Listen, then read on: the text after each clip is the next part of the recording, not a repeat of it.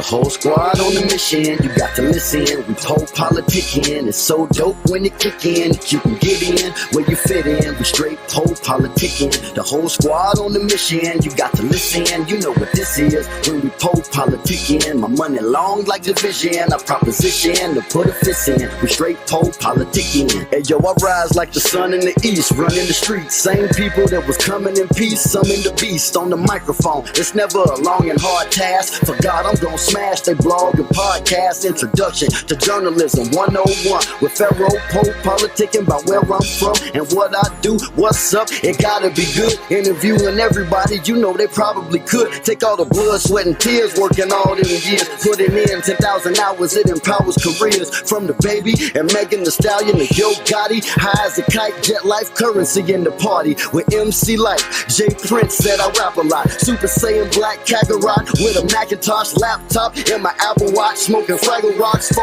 eyes, got more lines and hooks than a tackle box. What? The whole squad on the mission, you got to listen. We PoPolitickin, it's so dope when it kick in. You can get in where you fit in. We straight PoPolitickin. The whole squad on the mission, you got to listen. You know what this is when we PoPolitickin. My money long like division, I proposition to put a fist in. We straight PoPolitickin.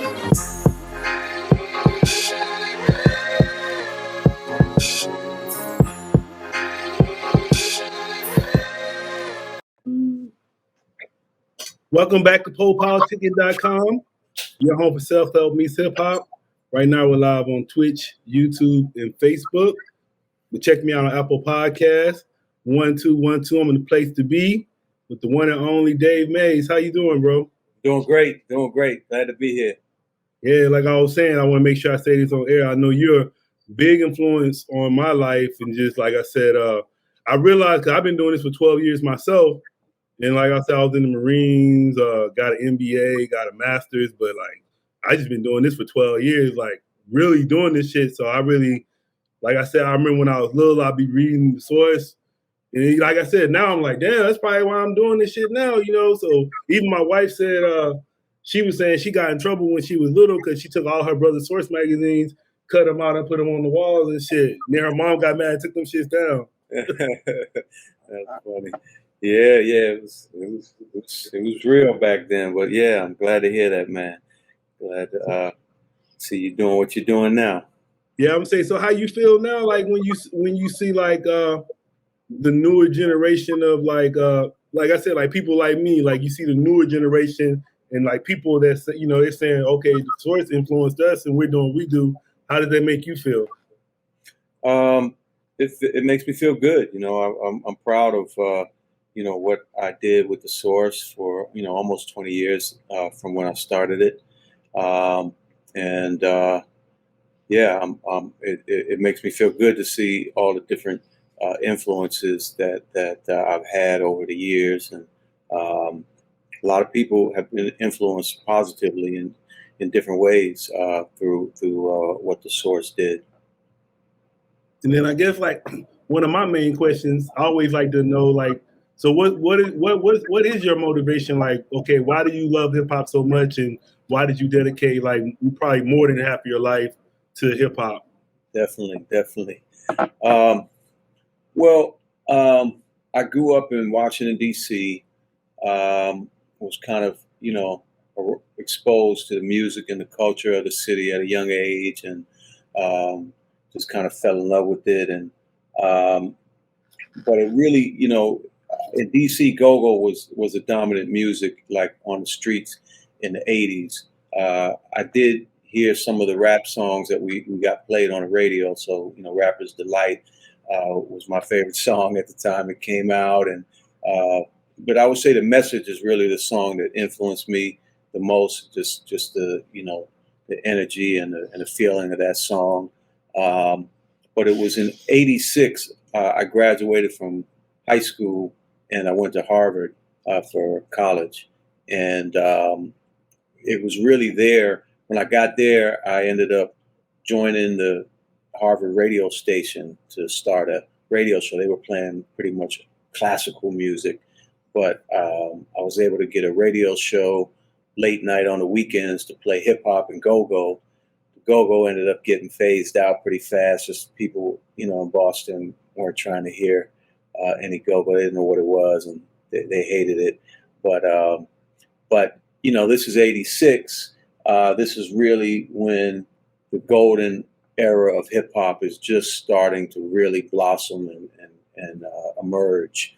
Of course, before that, we had the Sugar Hill Gangs, the Curtis Blows, the Fat Boys, and all the other, great artists, even Run DMC that took, hip hop to other levels. But in '86, when Rakim comes out, when KRS-One and Boogie Down Production come out, '87, Public Enemy, NWA, this is just a whole nother level of hip hop that's going on at that time. Another level of lyricism, another level of consciousness, just more of a cultural and social movement. And the energy was crazy. So, I just really, really fell in love with hip hop in '86. I've never looked back. And what I saw with hip hop was something that had the power to change the world, to revolutionize the world, because it's something that was able to unify people from all different backgrounds. No matter rich or poor, or white or black, Chinese or whatever the case may be, wherever you're from. Hip hop has the ability to cross over all these boundaries and kind of bring us together in a way that nothing else really can. So that's really been my motivation. When I started the Source, it combined. I was always an entrepreneur. I can't forget that. I always had an entrepreneurial thing when I was younger. Lawn mowing business in junior high school with business cards and 80 accounts and things like that. I was always doing, but the Source combined my entrepreneurial side with this music and this culture that I was in love with, with this, desire to want to change the world and really revolutionize, to get rid of, let's say, racism and systemic racism, things like that. Those are the things I saw hip hop being able to do, at an early stage like that. So that's still what motivates me to this day. Hip hop has obviously had an enormous impact over the past, 30, 40 years on the world. It's part of every aspect of our life and society now. You can't, turn one way or the other without, the influence of hip hop being there. And while that may be the case, I still feel like there's a void in the market when it comes to media and voices for the hip hop community. That there's an opportunity to help elevate hip hop even further and kind of bring back some of those, socially and politically conscious aspects of it that really have gotten, diminished over the years. Yeah, I was going to tell you. So I was born in Mississippi, and then I've been in San Diego I was born in Mississippi for 18 years, but I've been in San Diego for 38 years. 20 years. So yeah. Kind of West Coast, but now I'm from the South, but now I'm West Coasting now because I've been out here so long. All right. Beautiful. You ever been out to San Diego? I was saying it's beautiful out there. I haven't spent enough time, but I've been there a few times. Yeah, I'm by Oceanside. That's where I'm from. Mm-hmm. I would say, ain't that Rapper's Delight behind you, the lyrics? It is, yeah. Yeah, because I remember you talking about that earlier. Yeah. So I see some of your magazines in the background. I was asking you, so can you give us what are some of your favorite moments of the Source? It can be magazines, but just in general, what's your favorite moment? It was an incredible run. There's so many moments, so many, things from, of course, discovering Biggie and watching him blow up and hearing him shout out the Source and Juicy. That was definitely a really incredible moment. Being there, My favorite cover, one of them behind me, is that Dr. Dre cover where he's holding a gun to his head, and that came out like a month or two before the Chronic dropped. So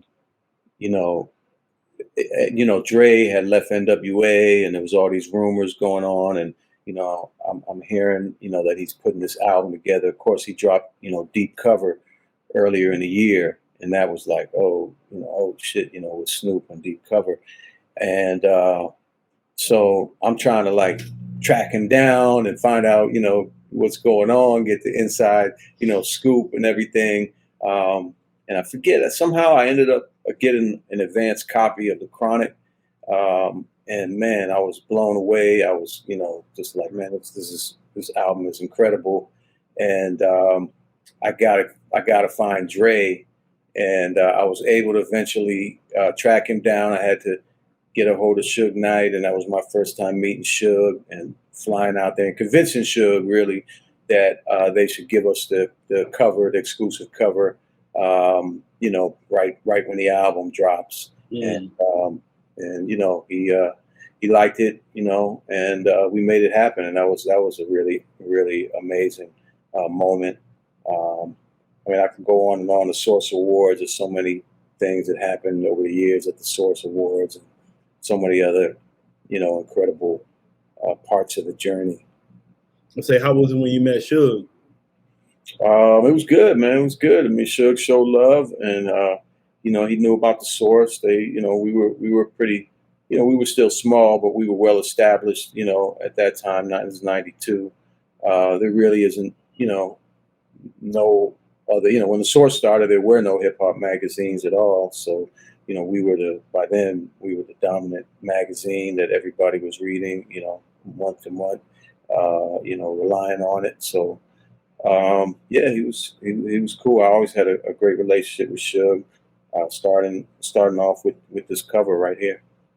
And then speaking of the Source Awards, I was reading on your Instagram, I saw you posted a story of Bill Bellamy talking about the '94 Source Awards. Right. You want me to talk about the '94 awards or what? Yeah. Yeah, I mean, Bill's an amazing storyteller. So he gave up some good stuff, but that was the first Source Awards, like in a theater with a big audience. We had done a couple of them before, just like as a day on Yo MTV Raps when it first started. But that was huge to be able to have a hip hop award show of our own, 5,000 people in the theater at Madison Square Garden. And be able to bring everybody together. I spent a lot of time, over the years, having built these relationships with the Suges, with the Russell Simmons, with the Jay Princes, with the, Diddy's and all the different, players, and was able to really rally, those folks behind the idea of supporting, a hip hop award show. And, it was amazing energy that night. It was a little rough around the edges. It was our first one, so it was a little bit rough in some ways, but it was still an amazing show. Of course, we had the Tupac incident where he rushed out to perform while Tribe Called Quest was receiving their award, and there was a bunch of tension behind that. People were kind of upset for a while, but everybody calmed down and it was smoothed out. But man, that was I just, there's not a lot of footage of that show around. We did have one camera there filming everything, but you only can catch little clips of it here and there. But that was a big night for hip hop. Hip hop wasn't getting respect back then. The mainstream wasn't giving it no respect at all. They were always playing hip hop, as far as, just making it seem like, it didn't take any talent to be a rapper. You're just, rapping a bunch of words, or, it doesn't, there's no talent involved in producing. You're just sampling stuff, there's no skill involved in that. And, the Source Awards was created because I wanted to create a forum to showcase and honor, the amazing creativity and talent, from across the hip hop culture, and bring us all together to celebrate, at one time. And it was an awesome night, 94 Source Awards. Yeah, I know, like what you just said. I remember, like with me, I always say, like, to me, artists are like poets. So I look at this like poetry. The producers are composers. So I feel like it's still, like you said, it's kind of like it's still not respected like it should. Because those are poets. Like, Right. but back in the day, they love Shakespeare and all them people as composers. Today, they still don't respect. Yeah, I would say another thing I want to give you shout outs about the Source. Man, like AZ, my favorite rapper, but I would never knew about AZ if one for y'all, because I'm from Mississippi. But I was like, who is this guy? Like, he was just looking so fly every time I seen him. Right. I was like, damn, why the Source just keep talking about him all the time? So I ended up buying the CD, then the rest was history. But that's like one of my top 5 for sure. Okay, dope. Sugar Hill. So then I want to ask you about, so after the Source, you transitioned to Hip Hop Weekly. So I just want to ask you about your time with Hip Hop Weekly and what was the reason behind that? Well, when I left the Source, I was trying to find the right way back into the kind of hip hop media space. And, so the concept, with Hip Hop Weekly was really to go into this kind of celebrity weekly type of magazine that had gotten really big in those past 5 years or so. People Magazine, Us Weekly.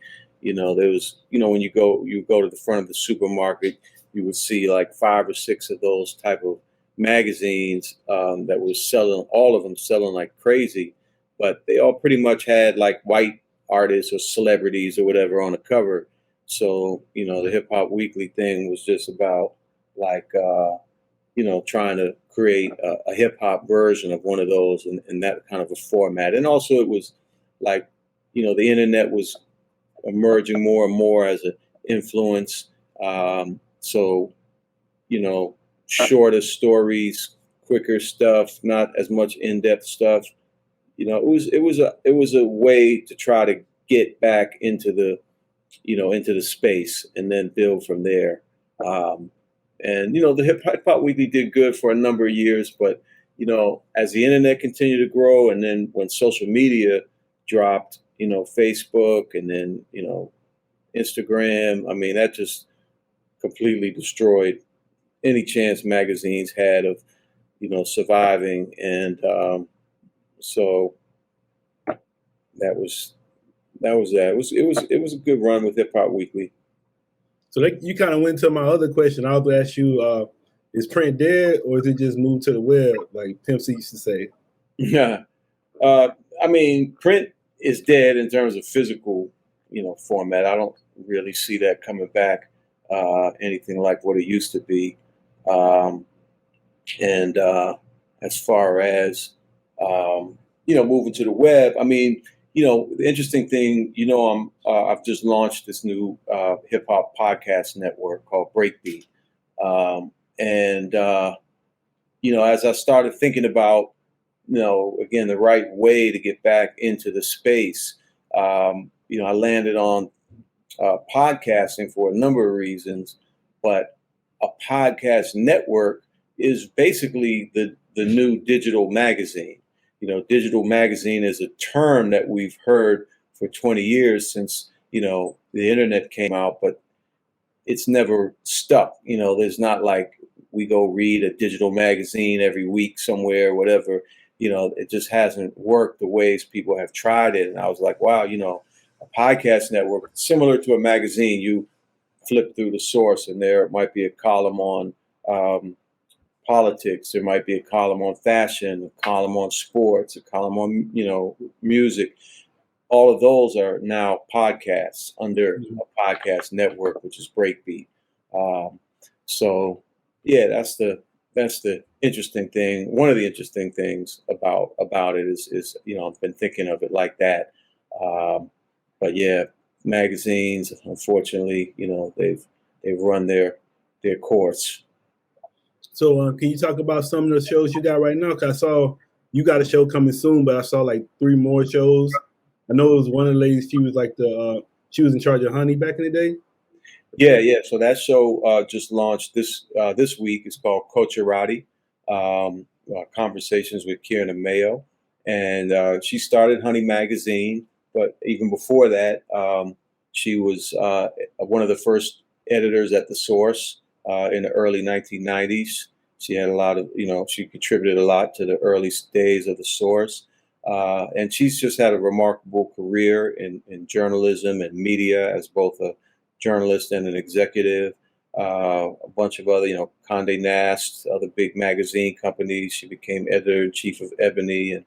And she's just someone that I just think has a great feel for hip hop from a female, point of view, and really going to bring some really interesting conversations to the podcast world.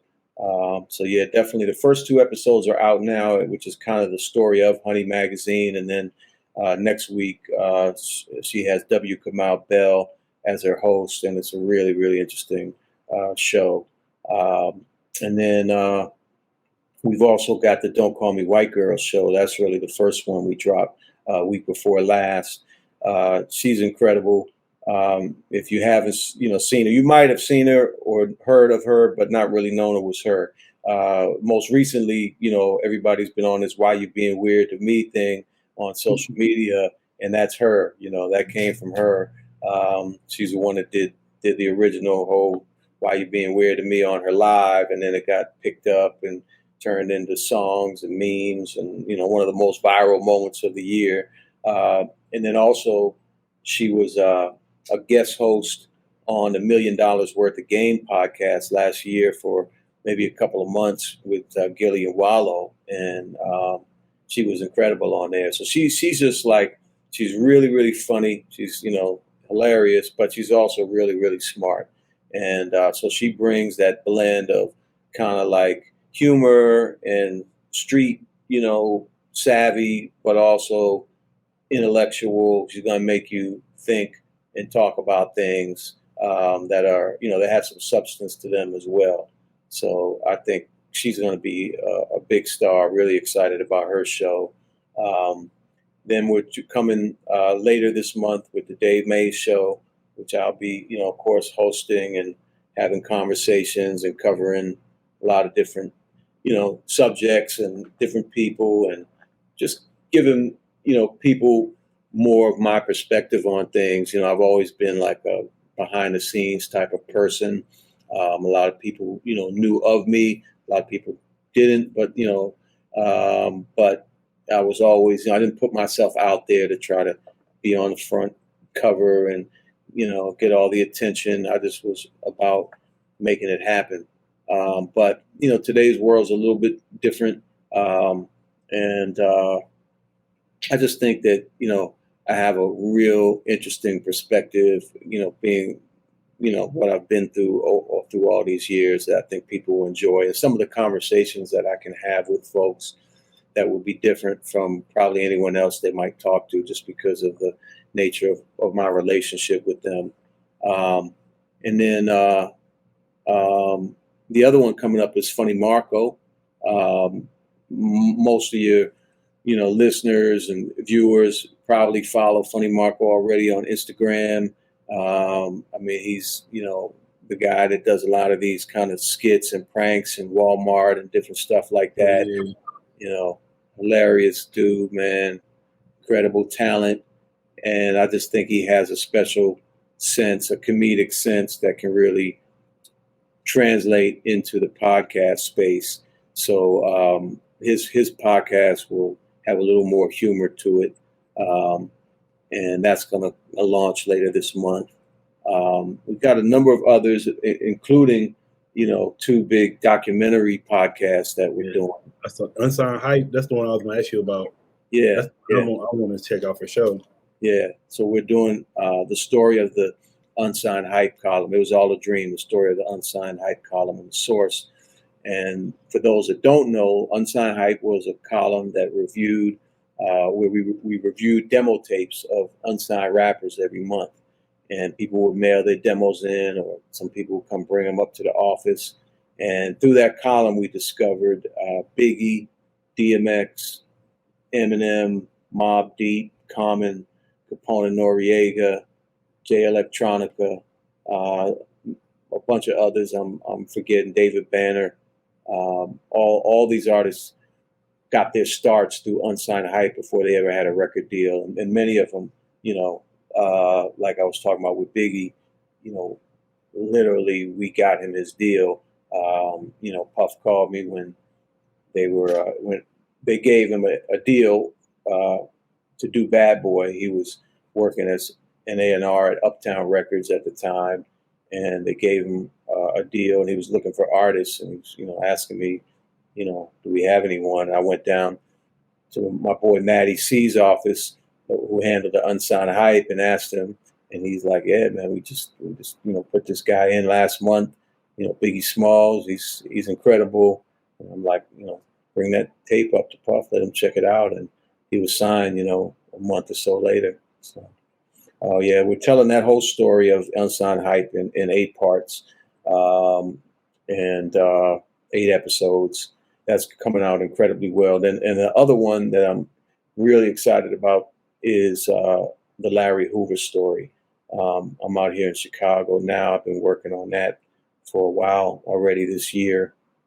And this is the first time his family is participating in the telling of his story.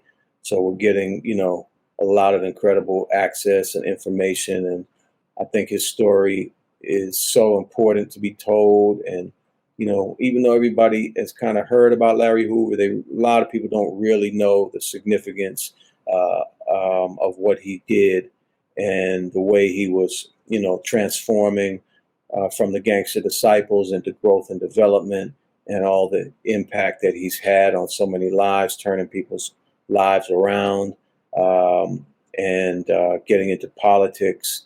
And, I really believe he's a political prisoner, and he deserves to be home with his family. And hopefully by getting his story out there in a more truthful way than has been portrayed through the media to date, it'll have some impact on that.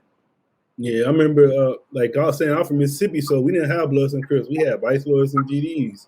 Mm-hmm. So I remember, man, it was on the wall. Like I was young, I was like 8 years old, but they was tagging the stores. So I remember just copying it and putting it on my wall.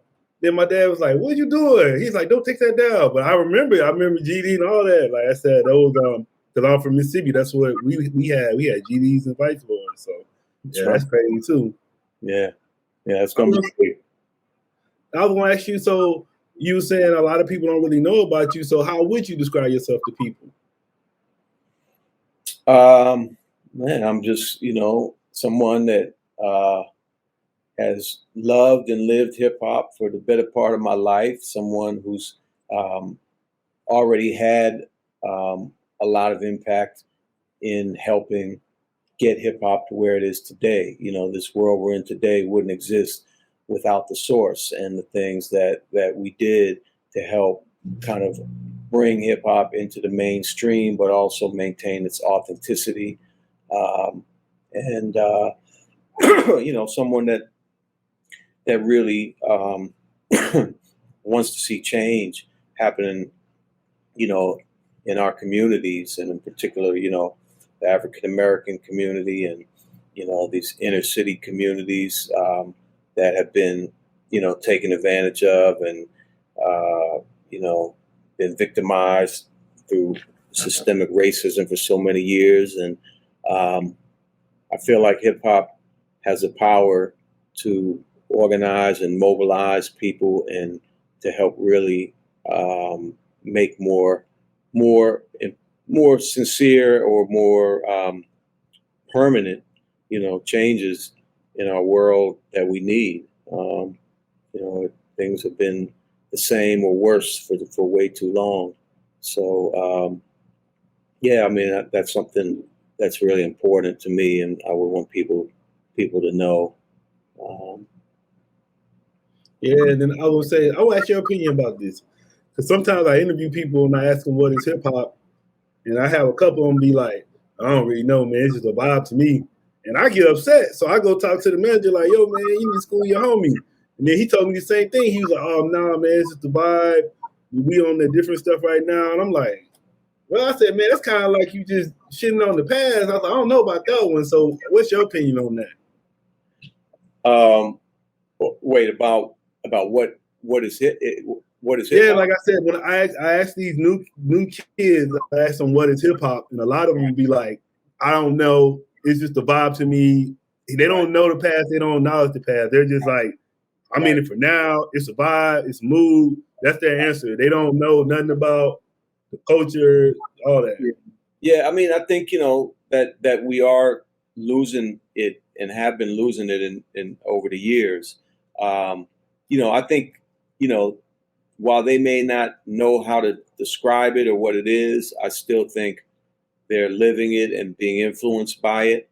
And a big part of the vision with Breakbeat, what the concept of Breakbeat is that, like I was saying earlier, everything in this world around us in 2021 is being influenced, touched by hip hop. You can see its imprint almost everywhere you look.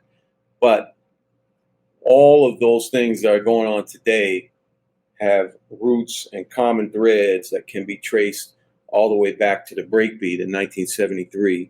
The breakbeat, for those that don't know, is the original building block of all hip hop, was created from the breakbeat in 1973. And so I think that in some ways, because the music is the most dominant part of hip hop by far, it's become such an enormous business driving it. It's also driven this narrative that's kind of divided us, because hip hop, now spans over 3 generations, from Gen X through the millennials to Gen Z, and we've all grown up on hip hop influencing us.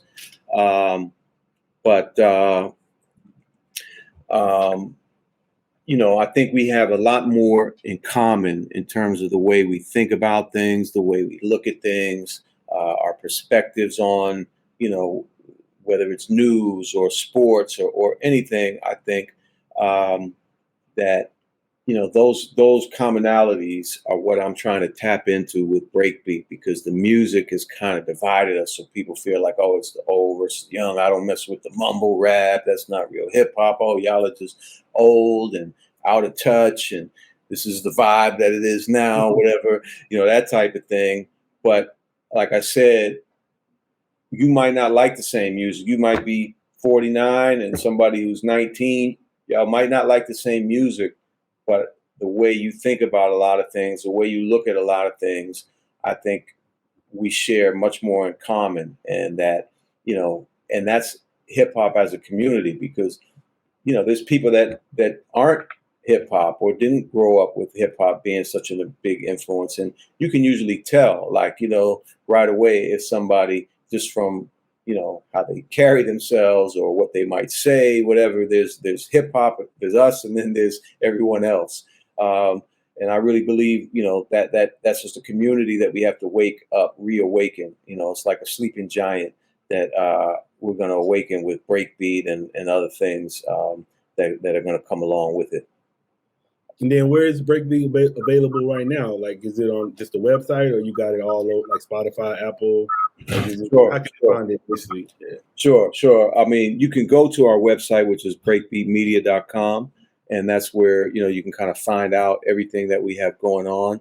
But if you want to just check out some of our podcasts, we're on all the audio versions of our podcasts are on all the podcast apps. So Spotify, Apple, anywhere you listen to podcasts, you can search up, Don't Call Me White Girl or Coach Karate, and then the other shows as they come out, you'll be able to listen to them there. And then also we're doing, visual versions of a lot of our shows, and those are on the Breakbeat YouTube channel. So if you go to Breakbeat Media on YouTube, right now we have several of the Don't Call Me White Girl episodes there for you to watch, and we'll be, dropping more as we get the other shows rolling over the next few weeks. Yeah, I'll say I don't know if you know, but now you can put your video podcast on Apple now. Oh, really? No. Yeah, I didn't know that shit because I always like every time I'm done, I just throw the file on there and I be thinking it's gonna convert it. But then I looked at it, I was like, oh shit, you put the video on now? Like the last couple of them, yeah, they put the videos on. Oh, okay. Wow, that's good Yeah. to know. Thank you. Yeah, we Yeah, I got got you. to.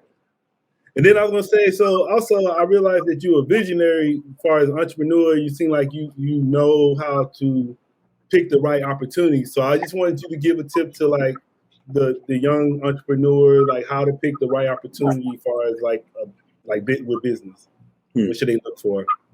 Well, I mean, a few things. You know, I think you have to kind of trust your gut and trust your instinct. I mean, being an entrepreneur is, you know, it's not necessarily for everybody. And if you are going to, you know, become an entrepreneur, you have to kind of go into it knowing that, you know, nobody's really going to believe in you at the, you know, in what you're doing. Very few people will.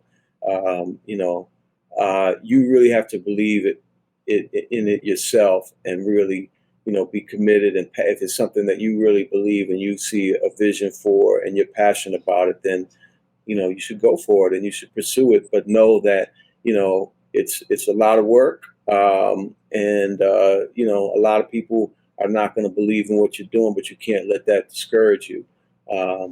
So, yeah, I would say follow your passion and you know, plan your strategy out right, and you can be very successful. And then say with a journalist, do you think it's more important for the journalist to build their own name or to get with a big publication?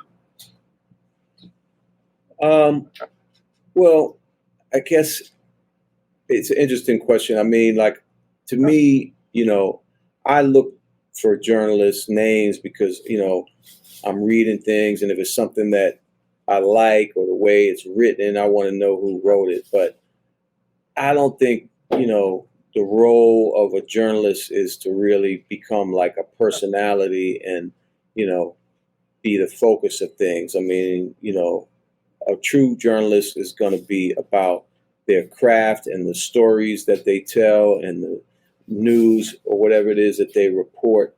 And that's what's important, not, you know, making yourself famous. But again, it's a different world we're in. And in some aspect, in some areas, let's say, of journalism, you know, having a following and being recognized is important, you know, if you're like a television host or something like that. But yeah, I mean, that's how I think about it. And then like I have people tell me all the time, they like, oh, they want me to do the drama shit, but I don't like doing that. Like I'm not that type of person. Like even if some shit just happened to you, I'm not gonna be like, oh, what such. Right. I'm just not like that. But I realize that's how you get views now. But that still ain't my thing. I'm just like that's not what I want to be known for. Like I don't even want to get big on some gossip shit. You know what I'm saying? I want to, Right. you know, it's just different for me. I'm not like this. It's tough with the way the world is right now, and you know what's driving a lot of stuff on social media. So, but you know, you can. I believe again that there's room for quality content. It doesn't always have to be the drama, you know, to be successful. Yeah, because it be some crazy shit. Sometimes they be like, even on Instagram, I be looking and it be like this is one dude on Instagram, he jumping out of planes every video. I'm like, I can't do shit with that. Like, I can't do shit with people like, you know, they doing basketball tricks and big booty hoes. Like, dang, I don't know shit. I just gotta keep putting these podcasts out. That's all I can do. I'm gonna ask you. So, what? We about to wrap it up, but what are some of your interests outside of music and hip hop? Oh man, well these days, you know, I still play basketball and tennis. Those are like, you know, some of my favorite sports most of my life. I work out a lot. I've become a vegan the last couple of years, so just learning more about that and how to make different types of, you know, vegan meals and stuff like that. I have an amazing dog that I love over here. My boy Apollo Creed. He's a 16-month-old boxer pup, and so I'm really into my dog these days. I spend a lot of time with him, and I'm in Chicago. It's an amazing city. Just being summertime, being out on the lake and on boats and so many other things. And yeah, I can't forget my beautiful, wonderful lady, Miss Brett. She's something that takes up a lot of my time and attention these days as well. And then how did you or have you learned how you balance your life, like with the hip hop, like, working with hip hop, and then your personal life? How do you balance it? Because with me, it seems like sometimes it's like, even when I'm done with this, I'm listening to music, or it's always hip hop around. Right. That's a great question. I mean, honestly, that's something that I have struggled with over the years because, I've been such a crazy kind of workaholic entrepreneur. When I started The Source, it was a piece of paper, just one sheet of paper. And,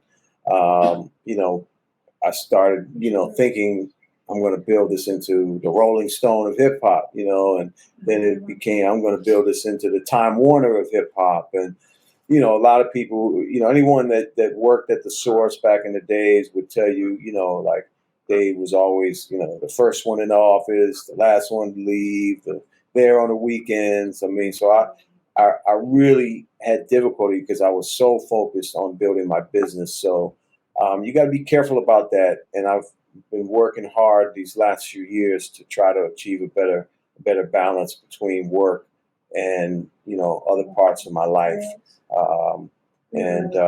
My lady has had a lot to do with that. I have to credit her as well.